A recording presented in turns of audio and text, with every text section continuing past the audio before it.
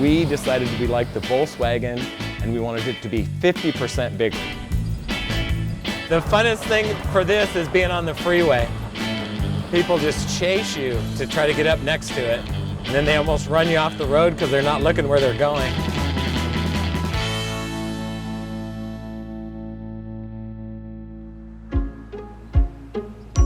Some vehicles dominate the street with sheer size alone. The Volkswagen Beetle isn't one of them. The Bug is the great car, but it's very small. Being dwarfed by other vehicles on the California roads led 2 generations of this family to the only logical solution.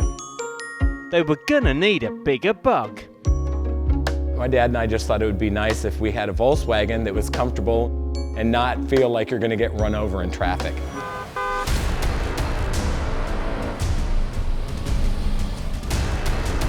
It's a big vehicle. It's bigger than a Hummer.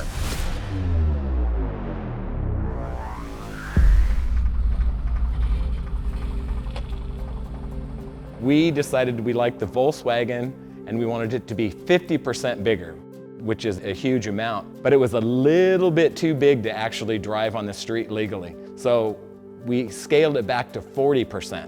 And supersizing such a classic is no mean feat. We had a '59 Volkswagen convertible. We basically digitized it, we scanned it everywhere, got that computer file built, and then took it apart and made each part 40% bigger on the computer. Used that information to build templates and get all of our dimensions and things, and then started fabricating from there. The platform that we started with for the huge Bug's a Dodge truck, so it could handle all the weight and the size and the scale that we needed to go. And then everything's built on top of that. And while it's based on a 60-year-old car, this big beast has a good few mod cons. It's got all the creature comforts that you'd want in a new car. Power steering and heated and air-conditioned seats, and a Volkswagen with air conditioning is kind of nice.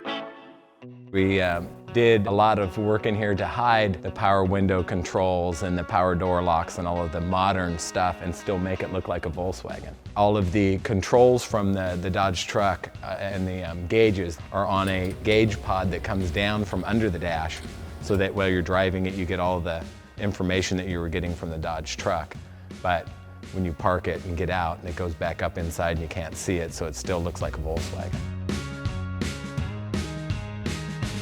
The Dodge is an automatic transmission, and the Volkswagens are manual transmissions. It has a simulated brake pedal in there and a clutch pedal, but they're actually both brake pedals. It looks like you'd push the clutch in and do the manual shift, but it's an automatic, so it's nice and comfortable to drive.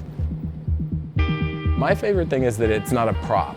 You can get in it and jump in it, it runs, it drives, it does all the stuff it's supposed to do.